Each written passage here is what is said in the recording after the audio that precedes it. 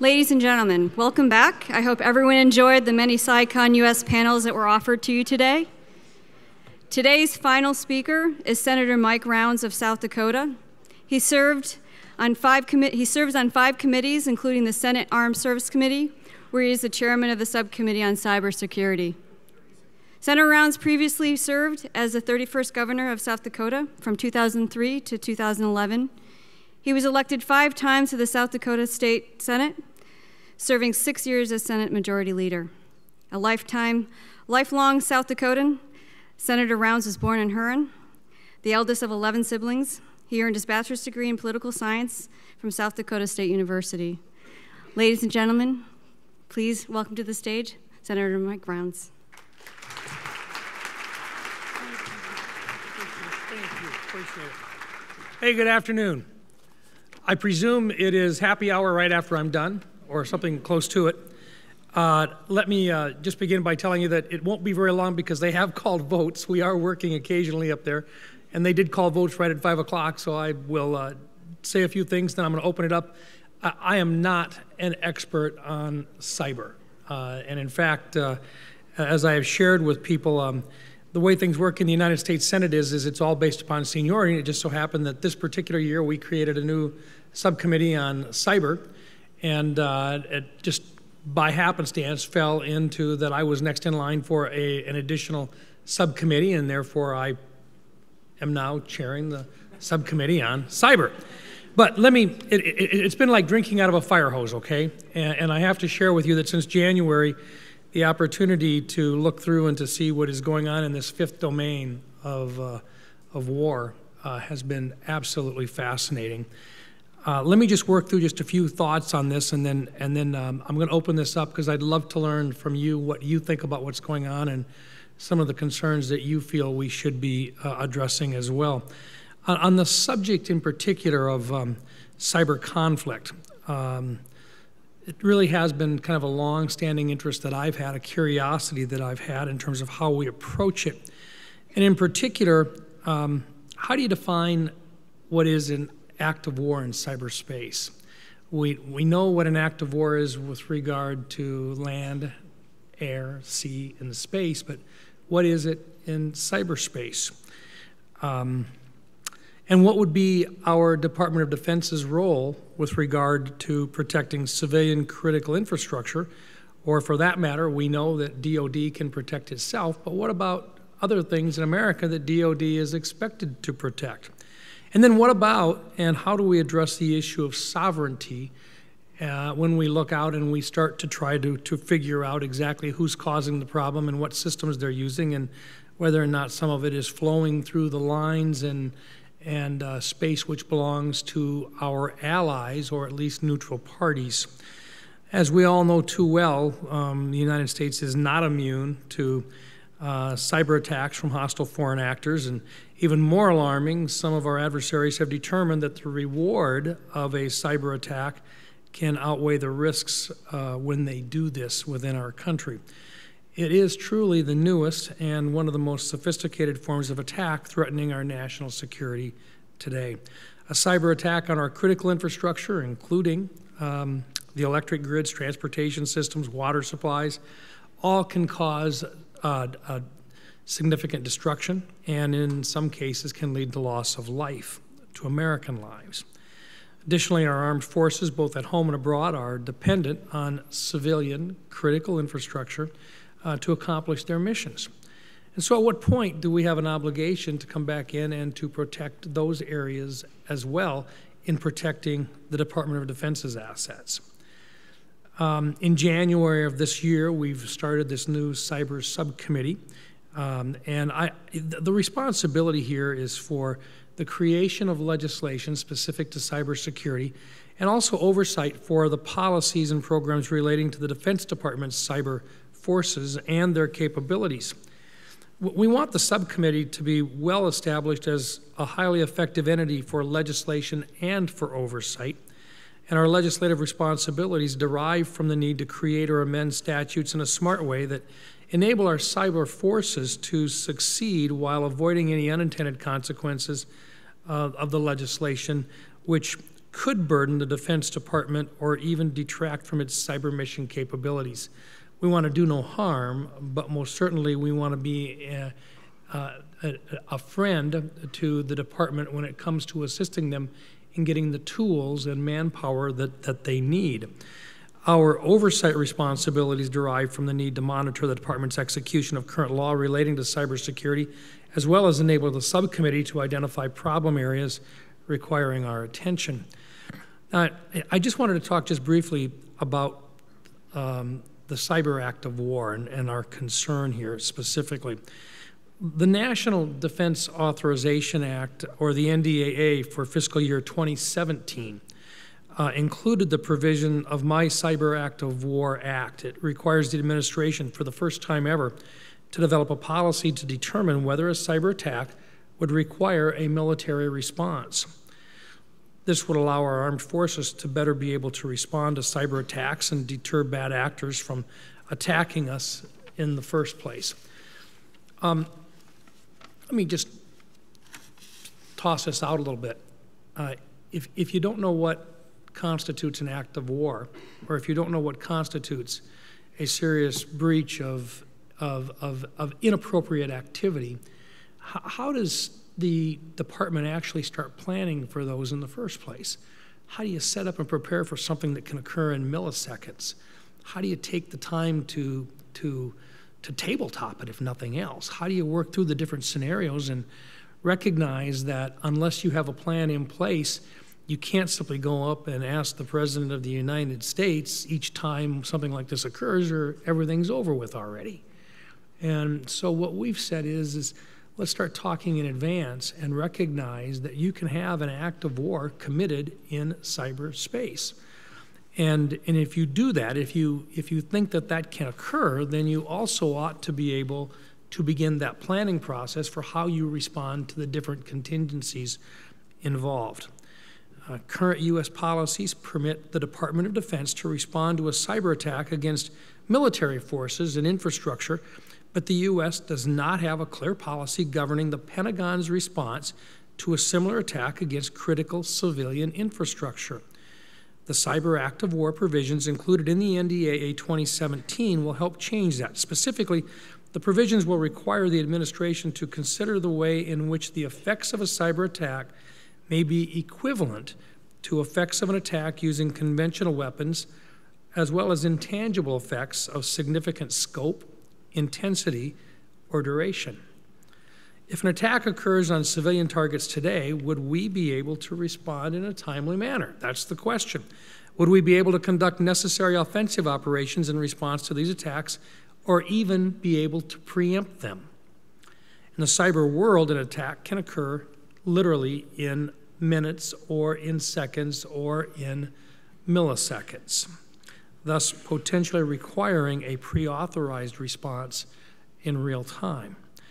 And are we working to bridge the gaps and the seams across the cyber community of the interagency? In other words, is Homeland talking with the Department of Defense? Is the FBI sharing information? All of these different areas, are they coordinating and cooperating back and forth? Do we have seams that someone can exploit? Are we taking, for lack of a better term, a whole of government approach to protecting our nation from potentially devastating cyber attacks? Perhaps most importantly, we must take action to deter our adversaries and make certain that they know the consequences for attacking America in cyberspace are simply not worth the risk that they take. The Pentagon had their science board actually issued a report in February, both a classified and an unclassified. The unclassified is very clear, just as the classified is, that for the next 10 years, we can expect our adversaries to have better offensive capabilities than our defensive capabilities. And that during the next 10 years, we had better darn well have strong enough proactive offensive capabilities such as to deter them and to make it extremely expensive for them should they actually step in and do damage to one of our systems. And I think that's critical, because when you start to have people telling you that you actually have to look at this very similar to what you do, how we handle, in some cases, our nuclear capabilities, where we all deter it because nobody wants to see a nuclear war. The same thing needs to exist for at least the next 10 years with regard to cyber capabilities. We have to make it such that no one out there who does have cyber capabilities today feels as though they can actually get away with a cyber attack on the United States without significant damage being done to themselves as well. And furthermore, we have to decide whether or not the attack or the response can be in something other than cyber, which I believe not only it can be, but it must be.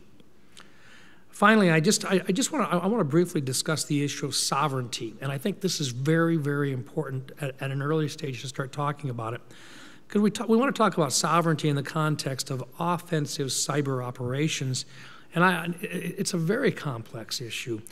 To begin with, there is our NATO friends have authorized the Talon Manual 1.0, and then most recently now 2.0.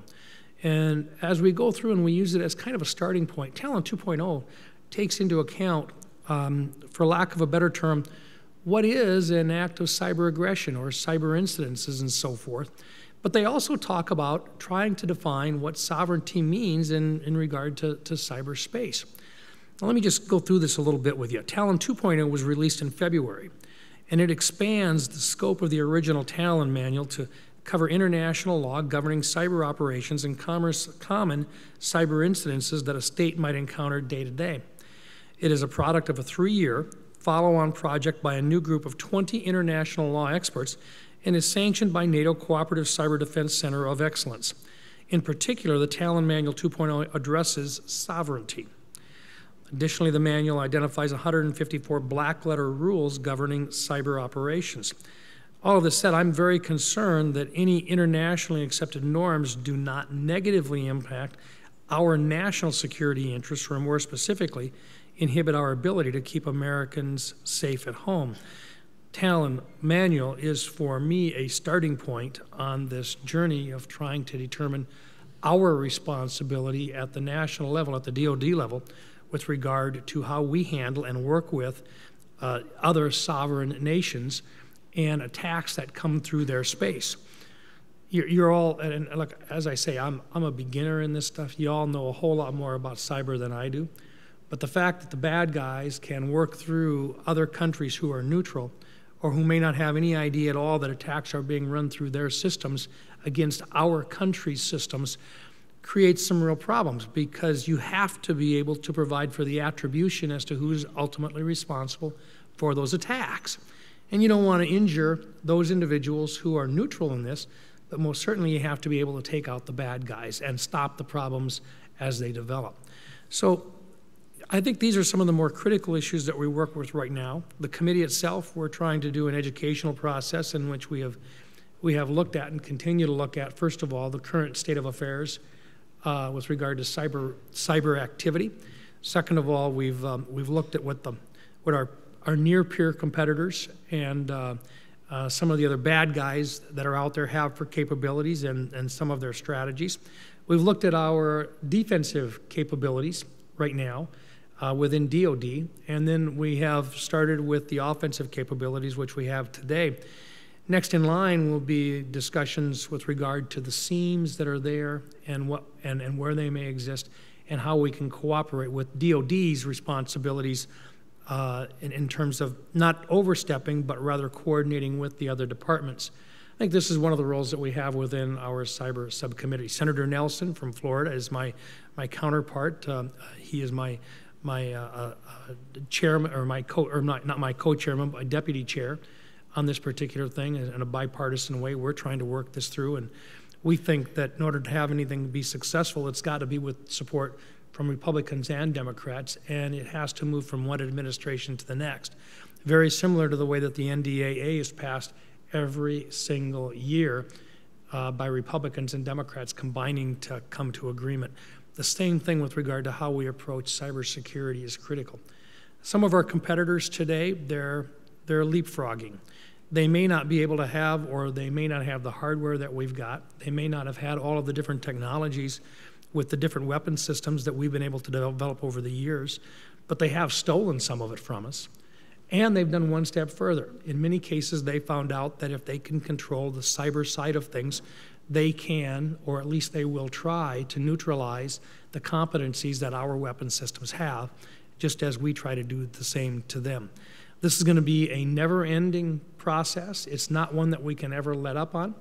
And it's one most certainly that deserves the extra scrutiny that you would find, whether it be at land, air, sea, or space, because all of them will be dependent upon our capabilities and our dominance within the cyber realm. So with that, and I know that they're going to call me, I'd love to learn from you. I'd love to hear from you. If there's comments that you've got, suggestions you've got, I'd be more than willing to entertain them at this time. Senator, first, thank you very much. Drew Ryan, Fleet Cyber Command. Question about the NDAA. There we go. I'm not a subject matter expert on the NDAA, but does the NDAA, either this one, the 17, or beyond, consider the theft of intellectual property, which is probably one of our most valuable resources, that rises to the level of that threshold you discuss, like the theft of the F-35 information or the OPM breach, and how we would respond as a nation and DOD to those sort of events? A very good question, and specifically, that's under the NDAA. The thought concept is at what point does it become an act of war? Or is it an act which has to have retribution? And what do we do to defend against it in the future? And whose role is it to defend against it? Let's just take an example. Let's take the election process. You've got 50 different states, all of whom I believe appropriately reflect and protect their own election systems, right? And yet it hits to the very heart of what we have in America, the sense that those are sacred. Those election processes will be protected. Now, if it's all paper ballot, it'd be one thing, but we have combinations across the entire country. And it's one thing to put in propaganda and to try to influence people by putting out propaganda. That's nothing new. They've just figured out, the Russians have figured out, and this is not a classified discussion. Everybody knows the Russians were involved in it. They were involved in propaganda. They put out, not just on TV and not just in the press, they used social media. But the question is, what if they get into and attack our election infrastructure? What if they get in and try to manipulate numbers? What if they actually tried to do so? Does that constitute an act of war? And what's the response for that? Those are the types of discussions that we've got to have, because can you think of anything that could be more damaging to this country than to think that our elections had been influenced and the numbers actually changed? Or what about the actual election rolls? What about the actual names of individuals? Can you think of the chaos you cause if, when it comes time to look at the election rolls, you have lines set up and people are walking in saying, I voted here for 20 years. What do you mean my name's no longer on the list? Where is it at? Those types of things. And how do we respond to that? And whose role is it? Is it Homeland Security? Is it the FBI? Is it the Department of Defense? These types of issues. And the reason for under NDAA that we lay this out, and we don't try to lay out all the guidelines as a legislature, we've said the administration needs to lay out a policy. Where we go with that policy and how we make the policy better would be the next step. But that's the reason for that within the NDAA. That's the reason for trying to define an act of war. Yes, sir. Lieutenant General Bob Castle. I'm the superintendent at West Point, but also at West Point is the Army Cyber Institute, one of the hosts of this particular conference. So the Army Cyber Institute really has as its mission to conduct research in the cyber community, to create knowledge, in order to, and also to build public-private partnerships. But it's in those public-private partnerships that have so much potential to not only really to secure our networks, not only in the public domain, but also in the private domain, is where we run into a lot of problems. And I'm not sure if your committee is looking at this in any capacity, because what we fail to have are the authorities that are necessary to create these public-private partnerships, because a public entity working with a non-federal entity has joint ethics regs complications. So is this something that you are looking at or can be looking at to look at the authorities that are necessary to really build these partnerships? Based upon our conversation here today, the answer is yes. Look, General, thank you, and thank you, first of all, to your service and to all of the other members of the armed forces that are here today, we thank you for your service. We can't say that enough. General, what you ask is a very legitimate question. What we're trying to do is to work at the very top levels right now and work our way down into it. What you've laid out is one of the critical questions that comes up, which is how do you lay out a plan with both public and private organizations working side by side? And where does the DOD fit in? And is it DOD? Is it Homeland Security? What about the non-governmental organizations that have huge competencies and capabilities? What is their role in this? And do they have the same responsibilities and guidelines as a government does? Fair questions. This is all new for us. We don't have the answers to it. But nonetheless, if they're working for the federal government, then you would think that as an agent of ours, there would be certain guidelines and responsibilities laid out. Whether or not they're there today, I can't tell you. But it's a very fair question, and I thank you for it. Now you've given me one more investigation that we've got to complete or at least start on. But that's exactly what we're looking for, sir. And I thank you for the question. Hi, sir. Thank you for your time today. My name is Kelly LeBenger. I'm a cybersecurity researcher. And you mentioned that there was an education initiative, and I'm wondering if you could elaborate on that. Yeah. And then I'm also wondering if you're working with the Cyber Caucus. First of all, the education initiative is for members of our committee to bring everybody up to speed to kind of have a basic, and I probably should have identified that a little bit better. The committee itself, look, we're politicians. None of us are cyber experts, and yet we're asked to be brought up to speed in terms of policy for cyber activities. Just the basic nomenclature. I mean, I hadn't thought about attribution with regard to being one of the critical issues in cyber until we get in and start talking about it. So it's a matter now of bringing up an entire subcommittee and then to be able to use the subcommittee to try to educate the entire Armed Services Committee about those critical issues regarding cyber. And that's what we're trying to do to begin with so that we can actually speak in some sort of, or at least understand the challenges as the experts bring them into us so we make good policy decisions. The second part of your question was, and I'm sorry, Yeah, the cyber. I'm actually a member of the Cyber Caucus, and in fact, we actually had a meeting just last week, and we actually invited in some outside experts to come in and visit with us. And in specific, we were talking about election issues. And matter of fact, one of the discussions we had is what's the best way we can actually protect our election process? Have a paper trail. Now, think about that. If you're in the cyber side of things, how do you walk back into this thing and maintain your paper trail? But that's exactly one of the best things we can do in terms of protecting our election processes is to have a paper trail. Chads and all, or hanging chads or whatever they are, you know. And yet, and so the process is continuing on, and yet we still come back down to some of the very basics of how we protect that particular process. That was one of the items we just had a meeting on just this last week. So yeah, the Cyber Caucus will be a part of it, but it does not really work into a number of the areas because the Cyber Caucus does non-classified discussions. A huge amount of the work that we've done within the Cyber Subcommittee, unfortunately, has had to be in a classified setting. All right, one more? Okay. If there is one more, I'll take it, and if not, I'll, right here, okay, sir. Hello, Senator. Greg McPherson, not a constituent. Thank you for coming today. Real quick, in the terrestrial theater of war, there are early warning systems. Do you see anything analogous in the cyberspace? Yes, sir, I do. They exist today, and let me just leave it at that. Yes, sir, they exist today. Look, let me just finish with this. What you're doing here is learning about another critical area. Put yourselves in the same position as those individuals who have tried to figure out how we deal with adversaries in space, how we deal with adversaries on the sea and under the sea, adversaries in the air and adversaries on the ground. This one has no boundaries. There are no dimensions to it. This is a brand new frontier with unlimited possibilities in terms of what we have to protect and in how we can be attacked. This is not going to go away. It's going to grow, and it's going to become a bigger and bigger part of what our responsibilities are. So you're here, and you're on literally the ground floor, and I'm glad that you're here.